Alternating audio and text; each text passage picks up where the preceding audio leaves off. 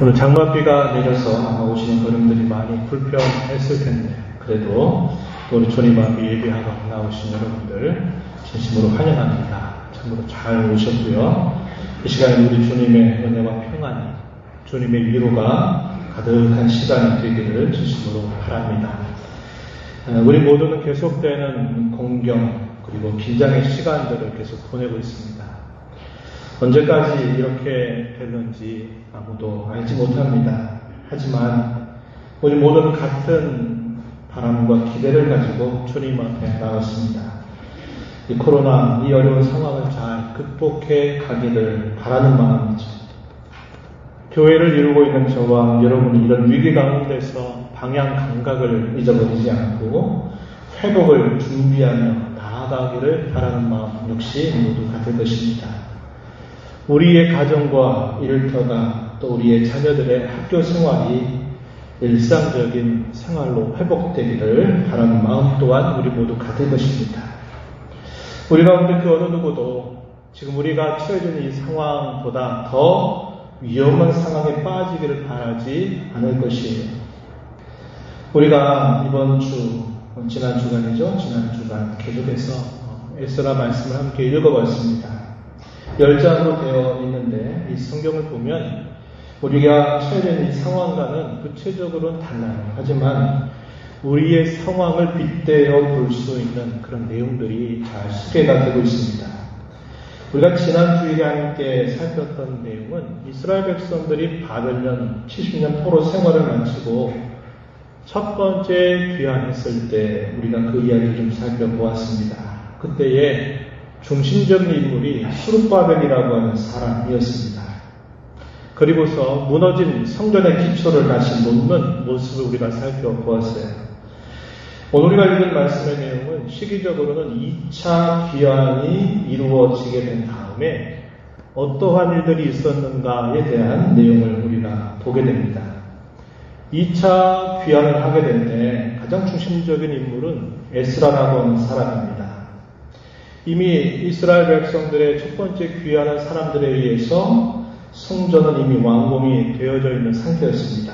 그러나 완공이 된 이후에 모든 것들이 다 형통하고 잘 된 것은 아니었습니다.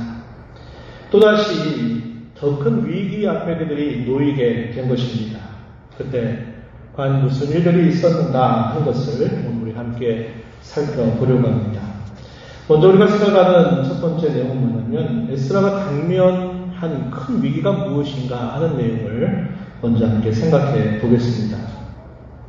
첫 번째 예루살렘으로 귀환할 때 하나님께서는 당시 이방의 군주였던 보레스를 도구로 사용하십니다. 그리고 귀환을 하고 난 다음에 무너져 있었던 성전을 재건하려고 하죠. 그런데 많은 반대에 부딪히게 되면서 무려 16년이라고 하는 시간이 지연이 됩니다. 그래도 하나님께서는 여전히 자기 백성들 가운데 일하십니다. 그때 하나님께서는 또 다른 이방의 군주 다리오를 도구로 사용하시게 돼요. 그뿐만 아니라 하나님께서는 적절하게 말씀의 종들을 그들에게 보내주십니다. 그 인물이 학개라고 하는 선지자죠. 스가랴라고 하는 선지자입니다. 이들을 보내서 그들의 마음을 다시 북돋아주고 독려함으로써 재건하지 못하고 있는 이 성전을 다시 재건하도록 그들을 계속적으로 촉구하는 내용들을 전달합니다.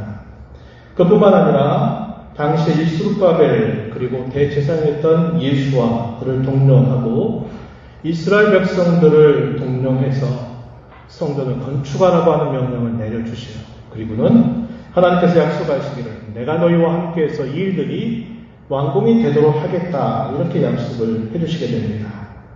그래서 성전 건축이 다시 재개가 되고 마침내 성전을 건축하겠다고 착공한 지 한 20년, 길게 되면 22년 정도 만에 성전 건축을 완공하게 됩니다. 완공된 성전에서 그들은 감격스러운 유월절기를 지키게 돼요. 여기까지가 첫 번째 귀환한 이야기입니다. 두 번째 귀환이 준비되고 진행이 됩니다. 첫 번째 귀환을 하고 난 다음에 약 80년이 지나고 나서 두 번째 귀환이 이루어지게 됩니다. 이때도 하나님께서는 동일하게 이방 군주를 수단으로 사용하셔요. 그때 사용했던 왕이 누구냐면 아닥사스다라는 왕입니다. 이 왕에게 조서를 내리게 하죠. 그래서 에스라와 함께 많은 백성들이 바벨론에서 다시 예루살렘으로 돌아오게 됩니다. 4개월이 꽉 차서 그 사람들이 마침내 예루살렘에 도착하게 돼요. 그런 다음에 그들이 성전에 가서 준비해왔던 모든 예물들을 하나님께 기쁨과 감격으로 드리게 됩니다.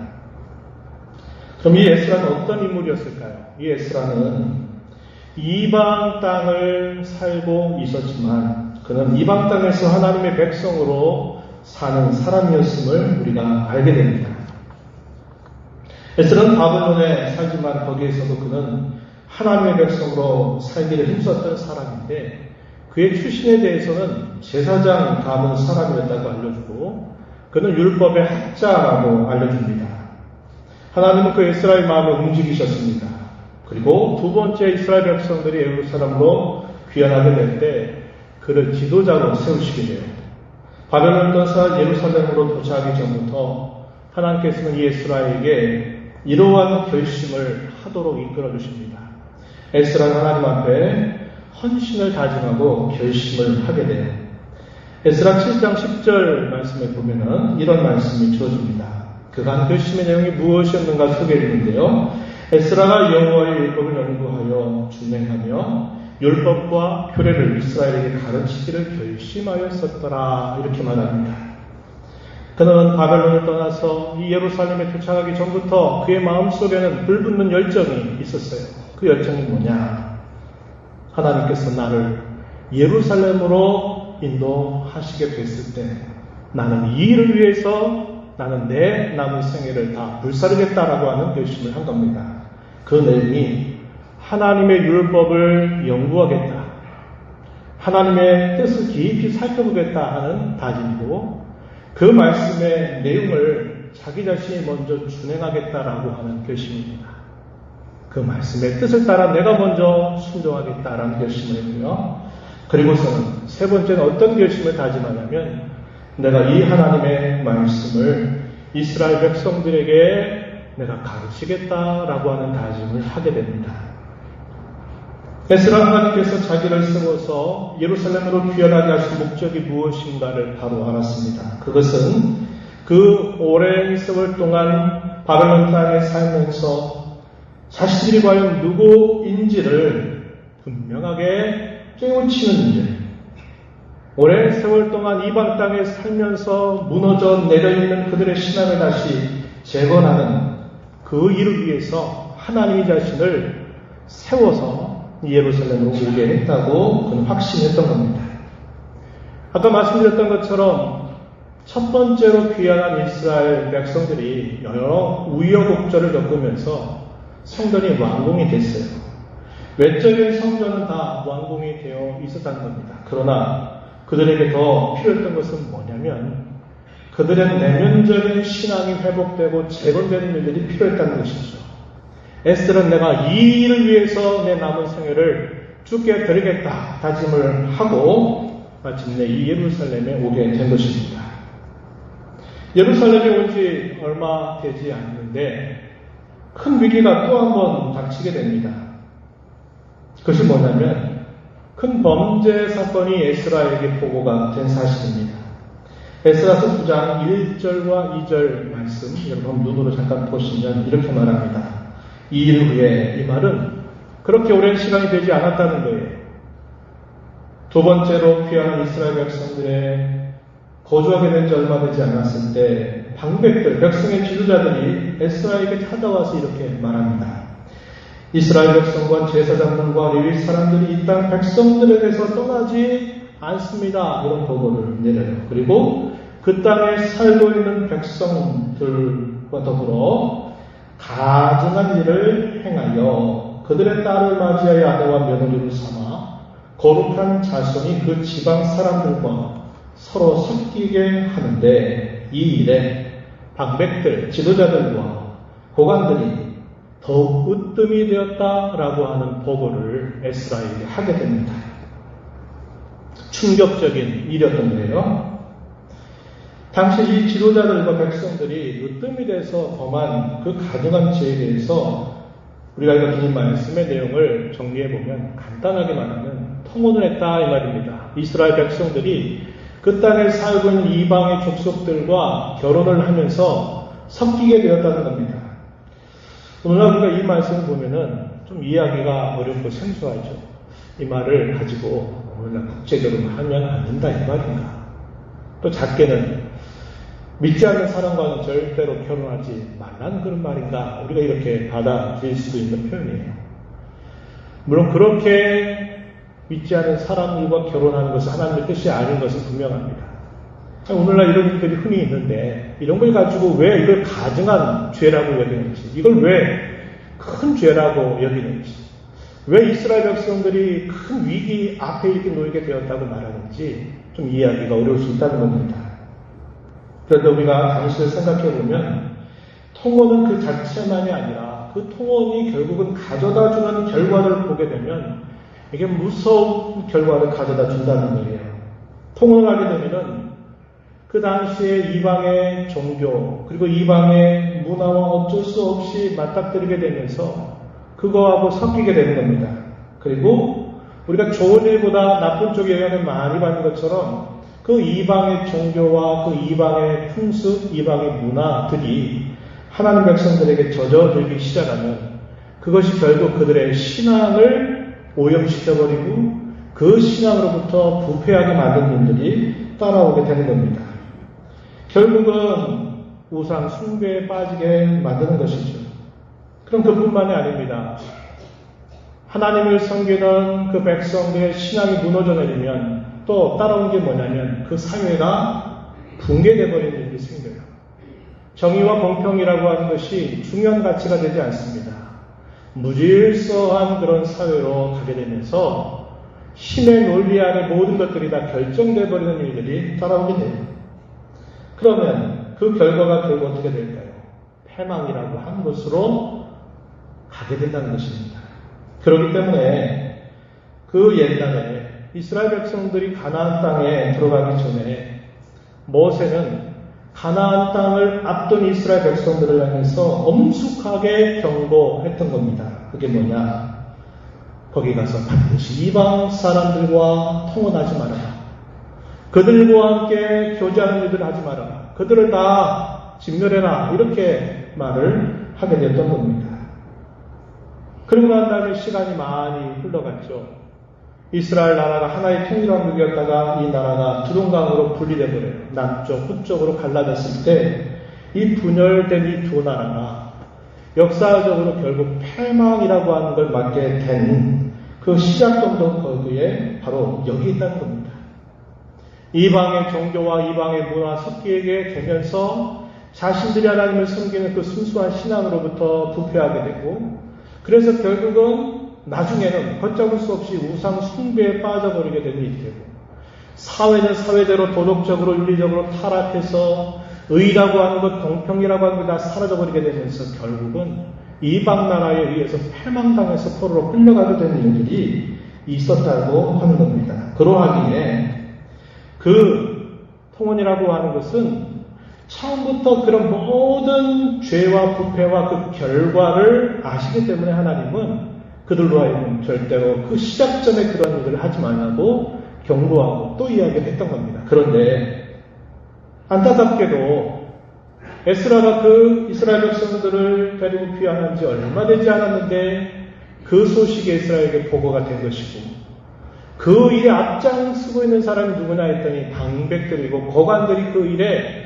먼저 앞장서서 그런 죄를 부추기고 있다고 하는 소식을 듣게 되니까 얼마나 큰 충격에 빠졌을까요? 우리는 여기서 그들이 이런 범죄를 왜 또 반복했는가 한번 생각해 볼 수 있습니다. 왜냐? 저와 여러분도 이 땅을 살아가면서 늘 그런 죄를 번복할 수 있기 때문에 그래요. 포로 생활에서 벗어나서 예루살렘으로 귀환한 지도자들과 백성들이 처음부터 우리는 하나님을 떠나겠다 이런 작심을 한 사람은 아무도 없었을 것이에요. 하지만 그들은 과거에 포로 생활에 익숙한 삶을 청산하지 못했습니다. 이방 땅에 오래 시간들을 살면서 젖어왔던 것들을 잘 정리하지 못했어요. 시간이 필요한 문제였습니다. 그것에 대한 즐거움, 또 그것에 대한 욕구가 그들에게 남아있었을 것이에요. 결과적으로 또다시 그들의 삶을 송두리째로 큰 공경 가운데 몰아넣는 위기를 가져오게 되는 겁니다. 이것이 바로 죄라고 하는 것이 갖는 끈질긴 성격이고 그 죄가 결국 우리에게 남겨주는 결과치라고 하는 겁니다. 잠언서 26장 11절 말씀에 보면 이런 말씀이 있어요. 개가 그 토한 것을 도로 먹는 것 같이 미련한 자는 그 미련한 것을 거듭 행한다. 이렇게 말씀하고 있습니다. 죄가 바로 그렇다는 거예요. 개가 토해낸 것을 다시 토한 것을 음식인 줄 알고 그것을 다시 먹는다는 거예요. 그게 얼마나 미련하다는 거죠. 그런데 미련하고 어리석은 사람은 그 일들을 계속적으로 반복한다는 거예요. 이게 무슨 말입니까? 죄라고 한 것을 알고 그것을 버리겠다고 토해냈더니 또 얼마 되지 않아서 그 토해낸 것을 다시 먹는다는 거죠. 그것을 또다시 범한 죄를 계속 반복하는 것. 참으로 어리석은 일이다 라고 가르쳐 주는데 죄라고 하는 것이 갖는 성격이 바로 그러하다는 겁니다. 그래서 이스라엘 백성들이 역사 속에서 끊임없이 가졌던 그 죄가 왜 또 어느 순간 지나게 되면 또 그 죄를 또 범하고 또 범하고 또 범하게 되는가? 죄가 갖고 있는 그 성격이 그러하기 때문에 그러하다는 겁니다. 특히도 습관적으로 반복하는 죄에 대해서는 이런 부분들이 아주 분명하게 나타나게 되는 거예요. 비슷한 상황이 펼쳐지기만 되면 내가 예전에 했던 죄 짓는 습관들이 똑같이 발동을 해서 나도 모르게 그 결과치가 툭 던져져 버리게 되는 일들이 따라온다는 거예요. 마치 기계의 톱니들이 맞물려 있는 것처럼 죄라고 하는 것에 익숙해지게 되면 그 죄가 나도 모르게 거기에 톱니에 물려서 돌아가다가 결국 어떤 결과치가 탁 떨어져 버리는 거고 똑같아요. 그리고 나서 뭐합니까? 후회하죠. 내가 왜 그랬을까? 후회한단 말이에요. 용서해달라고 또 말해요. 그런데 똑같은 상황이 또 벌어지면 똑같은 일을 또다시 범하게 되는 거예요. 우리가 어리석은 것도 있지만 이 죄라고 하는 것이 갖는 그 끈질긴 성격이라는 것이 바로 그런 성질을 가지고 있기 때문에 우리가 이러한 죄에 대해서 대단히 두려워하고 또 경계하고 조심하지 않으면 안 된다는 것을 우리가 알게 됩니다. 에스라는 이런 범죄 소식을 들었을 때 어떻게 반응했을까요? 에스라서 9장 3절, 4절 하반절에 보니까 이렇게 표현합니다. 겉옷과 속옷을 찢었다. 머리털과 수염을 뜯었다. 기가 너무나 막혀서 저녁 제사를 드릴 때까지 그는 아무것도 하지 못한 채 그 자리에 주저앉아 있었다라고 알려주고 있습니다. 저녁 제사를 드리는 시간이 됐습니다. 그 시간에 그는 하나님을 향해서 탄식하며 자신들의 죄악을 고백하게 됩니다. 지난날 범죄 때문에 받았던 그 징계들이 어떠한 것이었던가를 그는 고백하죠. 과거에 있었던 일들을 되뇌면서 우리가 그런 죄로 인하여 과거에 이런 큰 징계를 받았던 것을 하나님께 고백합니다. 그럼에도 불구하고 그 오랜 세월 동안 베풀어 주셨던 하나님의 은혜와 긍휼이 얼마나 컸음을 그는 또 고백하고 있어요. 통혼에 대한 옛적의 규례를 다시 떠올리면서 또다시 그러한 죄를 지은 것으로 두려워하면서 떨게 됩니다. 그는 하나님께 드리는 그 기도의 마지막에 이렇게 고백합니다. 이 내용이 에스라서 9장 15절 보면 이렇게 표현되어 있어요. 오늘날과 가사옵건을 도리어 주께 범죄하여 싸우니 이로 말미암아 주 앞에 한 사람도 감히 서지 못하겠나이다. 이렇게 에스라가 하나님 앞에 고백을 올리게 됩니다. 또 범죄한 이 사실 앞에 어떠한 변명도 어떠한 핑계도 그 어떤 것도 하나님께 말씀드릴 수 없습니다. 그 누구도 그 어떤 사람도 하나님 앞에 감히 서지 못하겠습니다. 이렇게 고백을 한 것입니다. 에스라는 이런 기도의 내용 속에 하나님 앞에 자신들의 죄를 용서해 달라고조차 구하지 못합니다. 이 내용이 9장 6절에서부터요 15절까지 표현되어 있는데 여러분 나중에 읽어보세요. 읽어보면 하나님 앞에 울면서 그 백성들의 죄, 자신들의 죄를 울면서 고백하는 내용이 나타나는데 이 내용 속에는 하나님 용서해달라고 차마 말을 하지 못한다는 거예요. 그는 어떻게 하는가? 하나님이 어떻게 처분하시든지 하나님은 옳으십니다.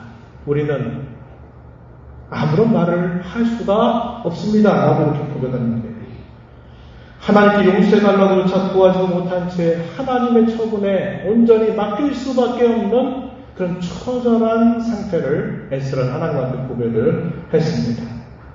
하나님께서 어떻게 하시든지 그것은 정당하다고 밖에 말할 수 없다는 그런 태도를 보이고 있는 거죠. 에스라가 이렇게 하나님 앞에 통곡하고 눈물로 기도하고 있을 때 사람들이 그의 곁으로 함께 몰려왔습니다. 그들은 어떤 사람이었을까요? 하나님의 말씀을 인하여 떠는 사람들. 이게 두려운 죄라고 하는 것을 깨달은 사람, 하나님의 말씀이 무엇인가를 깨달은 사람들이 어떻게 할까 하는 마음을 가지고 누구에게 찾아왔냐면 에스라의 곁에 찾아왔다는 거예요. 9장 4절에 보면 표현되어 있습니다. 그리고 시간이 흘러가면서 놀라운 것은 거기에 한 사람, 두 사람, 사람들이 더 계속 모여오게 되는 거예요. 그러면서 어떠한 일이 있게 되냐면 나중에는 큰 무리가 이 에스라가 하나님 앞에 기도하고 있는 그 자리로 찾아오게 되었다고 이렇게 이야기해 줍니다. 오늘 우리가 읽은 본문 1절 말씀 한번 보세요. 이렇게 말합니다. 에스라가 하나님의 성전 앞에 엎드려 울며 기도하여 죄를 자복할 때에 많은 백성이 크게 통곡하며 이스라엘 중에서 백성의 남녀와 어린아이의 큰 무리가 그 앞에 모인지라 이렇게 말합니다. 오늘 이 자리에 우리 교회학교 친구들도 있는데 어린 아이들조차도 그 부모의 손의 인도를 따라서 어디로 왔다는 거예요? 하나님 앞에 죄를 범했다고 하는 것을 아파하고 괴로워하는 그 자리에 어린 아이들까지 와서 큰 무리를 이루었다라고 이렇게 말해주고 있어요. 바로 그때에 이 에스라를 힘있게 북돋았던 사람이 있습니다. 오늘 우리가 읽은 본문에 보니까 스가냐라는 사람이죠. 그 사람은 당시에 이 백성들이 범하는 그 가증한 죄에 동참하지 않았던 인물입니다. 그가 에스라에게 한 말, 오늘 우리가 읽은 본문 10장 2절로부터 4절 말씀에 표현되어 있습니다. 그가 어떤 말을 했는지 한번 눈으로 보시기 바랍니다. 우리가 우리 하나님께 범죄하여 이 땅 이방 여자를 맞이하여 아내로 삼았으나 이스라엘에게 아직도 소망이 있나니 곧 내 주의 교훈을 따르며 우리 하나님의 명령을 떨며 준행하는 자의 가르침을 따라 이 모든 아내와 그들의 소생을 다 내보내기로 우리 하나님과 언약을 세우고 율법대로 행할 것이다. 이는 당신이 주장할 일이니 일어나소서. 우리가 도우리니 힘써 행하소서. 스가냐라고 하는 사람이 울고 어찌할 줄 모르는 에스라에게 와서 에스라에게 힘을 북돋아 주는 겁니다. 우리가 이제라도 아직 소망이 있습니다.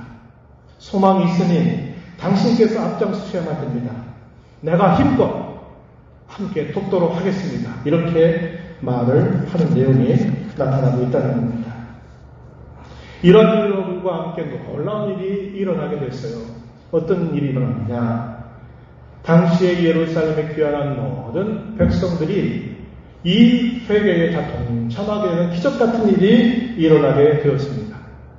이 내용이 이하에 주어지는 말씀 속에 표현이 되어 있어요. 그래서 그들이 어떤 일을 하냐면 자신들이 이방 여인과 결혼하고 또 거기에 낳은 자녀들을 다 내보내겠다고 하는 그 결단을 하고 또 무려 3개월이라고 하는 시간이 되도록 면밀하게 다 조사하고 검사한 다음에 그들을 결국 내보내는 결단을 행하게 되면서 이런 큰 위기에서 벗어나게 되는 그런 사건이 있었다고 하는 거예요. 이들에게 스가냐가 에스라에게 한 말이 있죠. 이스라엘에게는 아직 소망이 있습니다라고 고백했어요. 제가 이 부분을 여러분들과 좀 나누고 싶은 거예요. 소망이 남아있다. 이 스가냐가 소망이 남아있다. 이 큰 위기 앞에서 소망이 남아있다 그러는데 이게 뭘 뜻하는가를 생각해 보자는 거예요. 제가 여러분들에게 이런 질문을 한번 던져봅니다. 이 나는 소망이 진정한 회개를 말할까요? 아니면 하나님의 긍휼과 자비를 말할까요? 이런 질문 여러분들에게 던져봅니다. 여기 소망이 남아있다라는 말의 의미는 이런 뜻입니다. 이제라도 우리가 돌이키게 된다면, 이제라도 우리가 결단하고 그 자리를 떠나게 된다면 하나님께서 또 우리의 죄를 용서해 주실지도 모른다라는 것을 뜻하는 말입니다. 남은 소망은 뭘까요? 우리의 회개일까요? 하나님의 긍휼일까요? 하나님이 용서하시니까요? 다 그 말이 같죠. 그런데 여기서 우리가 잘 살펴보면은 여기서 남아있다라는 소망은 어떤 소망일까요? 하나님께서 용서해 주실 수 있는 소망, 그걸 말하는 겁니다. 다윗은 그 하나님 앞에 죄를 범하고 난 다음에 그 하나님 앞에 기도의 첫 말을 이렇게 내뱉었다고 가르쳐줘요. 제가 전에도 한번 소개했습니다만 시편 51편 1절 말씀에 보면은 다윗이 바세바와 간음죄를 범하고 충신이었던 그의 남편 우리아를 가장 최전선에 보내서 살인하게 만들고 그 죄를 숨긴 채 시간이 흘러가서 이 문제가 끝났다라고 생각했을 때 하나님께서 선지자 나단을 다윗에게 보내죠. 그리고서 내가 바로 그런 죄를 범한 흉악한 자다라는 것을 드러냈을 때 그가 하나님 앞에 침상을 적시면서 기도했던 그 내용이 시편 51편에 고스란히 기록이 되어 있습니다. 다윗이 하나님 앞에 울면서 탄식하면서 자기의 죄악됨을 고백하면서 가장 첫마디로 터뜨렸던 말, 이게 51편 1절이에요. 뭐라고 표현하냐면 이렇게 말합니다. 하나님이여 죄의 인자를 따라 내게 은혜를 베푸시며 죄의 많은 긍휼을 따라 내 죄악을 지워 주소서, 이렇게 말합니다. 여기 뭘 강조하고 있습니까? 주님의 인자하심, 주님의 은혜, 주님의 많으신 긍휼, 거기에 호소해서 자신의 죄를 용서해 달라고 매달리는 모습이 표현됩니다. 그리고 이하에 쭉 이어지는 내용들을 살펴보면 여러 가지 표현들이 나오죠. 주님은 제사를 기뻐하지 아니하신다. 주님이 기뻐하시는 것은 상하고 찢겨진 마음이다. 만약에 주님이 제사를 기뻐하신다면 내가 많은 것으로 다 드렸을 것이다 라고 이야기합니다. 다윗은 그가 범죄하고 난 이후에도 때가 되고 안식일이 되면 하나님 앞에 제사를 드리는 자리에 나아갔을 거예요. 제사를 드렸어요. 그런데 그 양심은, 죄로 더러워진 그 양심은 제사를 드리는 것으로 해결될 일이 아니었어요. 괴로운 마음을 그는 계속 안고 있었던 겁니다. 그는 뭘 고백합니까? 내가 제사를 많이 드린다 그래서, 내가 하나님 앞에 잘못했다고 말한다 그래서 그것이 마땅히 용서받는다고 생각하는 게 아니라 그가 용서받을 수 있는 유일한 근거는 하나님께서 나를 불쌍히 여겨주시는 것밖에 없습니다. 하나님께서 나를 용서해 주시는 것밖에 없습니다라고 그는 깨닫고 고백을 하고 있는 거예요. 스가랴가 이스라엘 향해서 이스라엘에게 아직 소망이 남아있습니다라고 말하는 것은 내가 하나님 앞에 잘못했다고 얘기하면 하나님 무조건 용서해 주셔야 되는 분으로 고백하는 표현이 아니라 하나님께서 이제라도 또 우리를 불쌍히 여겨서 용서해 주실 수 있으니 그 하나님 앞에 나아가자라고 하는 것을 말하는 내용이 하는 겁니다. 처분은 하나님께 달려 있어요. 하나님과 용서해 주실런지 아니면 그것을 그대로 갚으실런지는 그냥 오직 하나님의 손에 매달려 있는 거예요. 그렇지만 우리가 할 수 있는 유익이라고도 최선의 길은 뭘까요? 하나님 앞에 회개하는 거죠. 하나님, 잘못했습니다. 하나님, 그 범한 죄가 너무나 큽니다. 그 죄로 인하여 안타까워하고 우는 그것 외에 하나님께서 긍휼히 여기셔서 은혜를 주셨으면 하는 그 간절한 바람 외에 그 어떤 것도 누구도 그 무엇도 할 수 없는 그런 상황을 말해주고 있다는 거죠. 저는 이런 말씀을 가지고 여기까지 적용하고 마무리했으면 싶습니다. 그게 뭐냐면 우리가 회개할 때 하나님께서 우리의 죄를 용서하신다는 것은 당연한 게 아니라는 거예요. 그건 놀라운 하나님의 은혜라는 것을 깨닫자는 거예요. 우리가 잘못하면 이렇게 생각해요. 내가 회개했으니까 하나님 다 용서해 주셔야 돼. 이렇게 말하면 이 회개가 뭐가 될까요? 공로가 돼요. 공로. 왜? 내가 회개했으니까 하나님은 회개를 들으시고 용서해 주셔야죠. 왜 용서 안 해주세요? 이런 것이 성립된다면 우리에게 공로가 될 수 있어요. 내가 회개했으니까 용서받았지. 이렇게 말할 거예요. 그럼 거기는 뭐가 들어가느냐? 내가 했다 이 말이에요. 뭐 했다는 거예요? 회개했다 이 말이에요.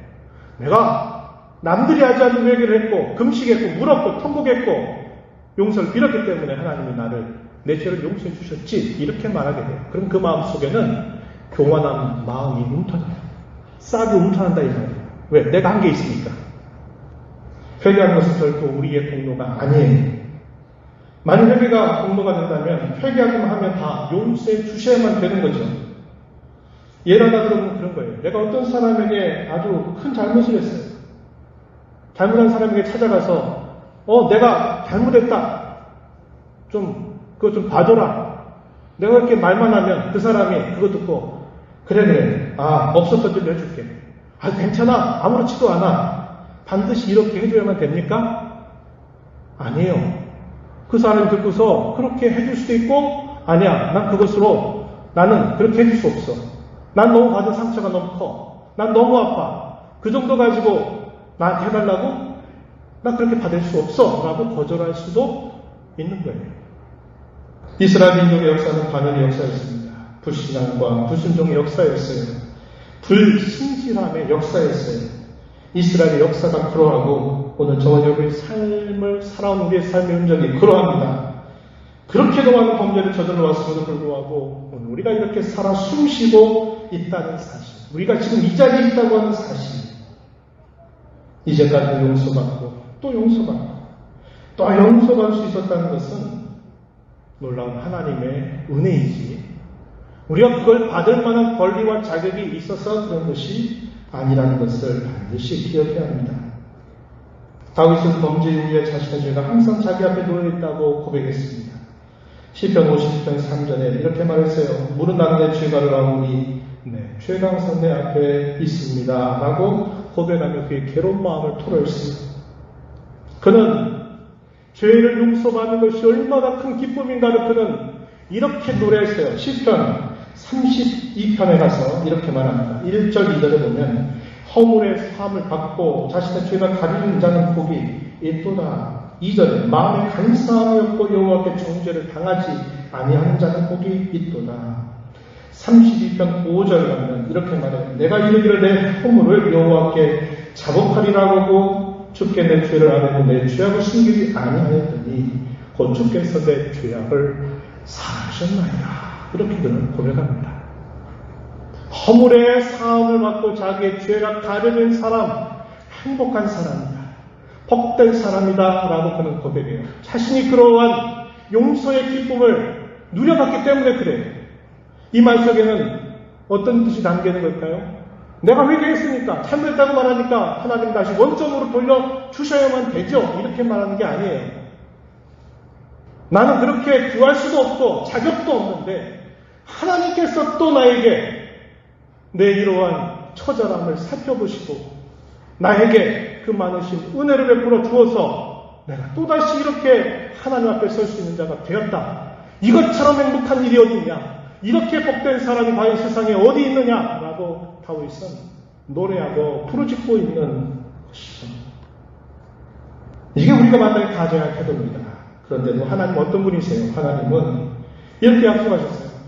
너희가 진정으로 내게만 돌아온다면 너희가 어떤 처지, 어떤 상황, 어떤 모습에 있다 할지라도 내가 너희를 다시 품어주겠다라고 하나님은 그 약속을 우리에게 주셨어요. 놀라운 은혜입니다. 마땅한 거 아니에요. 그리고 기억해야 돼요. 하나님이 값없이 우리에게 무조건 다 용서해 주시는 게 아니에요. 우리가 용서를 한다는 것은요, 계속적으로 내가 상처를 끌어안겠다, 아픔을 끌어안겠다, 그 범한 죄로 인해서 받은 그 상처가 이게 시간이 얼마가 되든지 간에 내가 그것을 다 떠안겠다라고 하는 것을 뜻하는 말이에요. 우리가 죄를 범하죠? 그럼 하나님의 공의로우신 그 죄에 대해 우리에게 심판을 선언하게 돼 있어요. 그럼 하나님이 또 범한 죄에 대해서 계속적으로 그 하나님의 심판을 계속, 하나님의 진노를 계속 유발하게 만드는데, 하나님은 그걸 다 어떻게 하셔야 됩니까? 끌어 안으시는 거예요. 그 반역하고 또 반역하는 그들을 또 끌어 안으시고 또 책임지고 하시는 일을 계속 하시는 거예요. 우린 이걸 마땅한 것으로 여기면 안 돼요. 당연한 거죠. 하나님 신가롭게 해주셔야 되죠. 라고 말할 수 없는 거예요. 우리가 다른 사람의 허물을 용서하고 다른 사람에게 잘못을 끼친 것을 용서하는 것도 마찬가지예요. 내가 범한 그 일은 사라지는 게 아니거든요. 그건 이미 지나간 일에 있었던 일이에요. 근데 그것을 용서해준다고 할 때는 그 일의 결과가 내게 1년을 미치든지 2년을 미치든지 내게 어떤 손해가 다가오든 하더라도 내가 그거를 내가 끌어안겠다고 말하는 거예요. 그러니까 용서를 아무나 하는 게 아니에요. 그리고 아무나 할 수 있는 것도 아닙니다. 그러나 저와 여러분은 날마다 하나님께로부터 그런 용서를 받고 있다는 거예요. 그러하기에 우리도 그 많은 죄를 용서받고 탕감받았으니 너도 용서하도록 해라. 이렇게 주님 우리에게 말씀하고 계시다는 거죠. 우리가 범죄했을 때 우리가 할 수 있는 최선은 뭐냐면 하나님 앞에 진심으로 우리의 잘못을 고백하는 것밖에 없어요. 그것이 에스라의 기도 가운데서 잘 표현되었고 그 백성들의 반응에서 잘 표현되어 있어요. 거기에는 지식적인 표현이 있죠. 하나님의 말씀을 근거해서 뭐를 잘못했는지 그걸 분명하게 깨닫고 고백하죠. 그의 감정적으로 슬퍼하고 통곡하고 웁니다. 하나님 앞에 어찌할 수 없는 자신들을 마음을 찢으면서 울고 있는 거예요. 그리고 어떻게 합니까? 의지적으로 결단해서 바꾸는 거예요. 삶을 바꾸는 거예요. 내가 할 수 있는 것들을 바꿔나가는 거예요. 이걸 두고 회개다 이렇게 말합니다. 우는 것만으로 안 되고 지식적으로 고백한다고 하는 것도 안 되고 거기에는 우리의 지식적인 고백과 우리의 감정과 우리의 의지와 우리의 행실의 변화가 다 하나로 어우러져야 이걸 두고 회개했다라고 말하는 것입니다. 우리는 값싼 회개를 해서는 안 됩니다. 또한 용서해 주시는 은혜를 값싼 은혜로 여기지 말아야 합니다. 용서받은 자로서 값싼 삶을 다시 살아가지 않아야 합니다. 값싼 삶이 뭘까요? 내가 잘못해도 하나님 또 용서해 주실 건데 어때? 잘못했다고 와서 회개하지. 그럼 또 하나님 또 용서해 줄 건데. 그리고 자기 삶을 무책임하게 죄에 맡겨서 살아가는 삶을 사는 것은 값싼 삶이에요. 우리가 하나님의 그 은혜가 큰 줄 알고 하나님 우리의 죄를 용서하시는 그 용서가 놀라운 은혜라는 걸 우리가 안다면 값싼 삶을 살아갈 수 없어요. 대충대충 아무렇게나 살아갈 수 없다 이 말입니다. 오늘 저와 여러분은 이 말씀을 다시 한번 깊이 생각하기를 바랍니다. 큰 위기를 만날 때 우리에게 남아있는 소망은 뭡니까? 하나님을 불쌍히 여겨주시는 거예요. 우리를 용납해 주시는 거예요. 우리를 용서해 주시는 거예요. 우리를 회복해 하시는 거예요. 그걸 바라고 우리가 할 수 있는 건 뭐냐? 참으로 우리의 온 인격이 내가 있는 그 자리에서 떠나는 것이고 내 삶을 바꾸는 데 있다는 것을 기억하면서 우리 남성 이렇게 살아가게 되기를 진심으로 바랍니다. 하나님 아버지, 오늘 저에게 주시신 말씀을 통해서 위기 가운데 우리가 구할 수 있는 것은 오직 하나님의 긍휼과 자비임을 깨닫습니다. 하나님이 용서해 주시는 것만이 우리에게 소망이 됨을 깨닫습니다. 그 하나님 앞에 우리가 할 수 있는 최선의 일은 하나님의 처분에 맡기면서도 우리의 지식과 감정과 의지가 하나님 앞에 온전히 돌아선 것에 있음을 깨우쳐 주셨사오니 이러한 삶을 잘 드러내며 살아가는 저희가 되게 주옵소서. 예수님 이름으로 기도하옵나이다.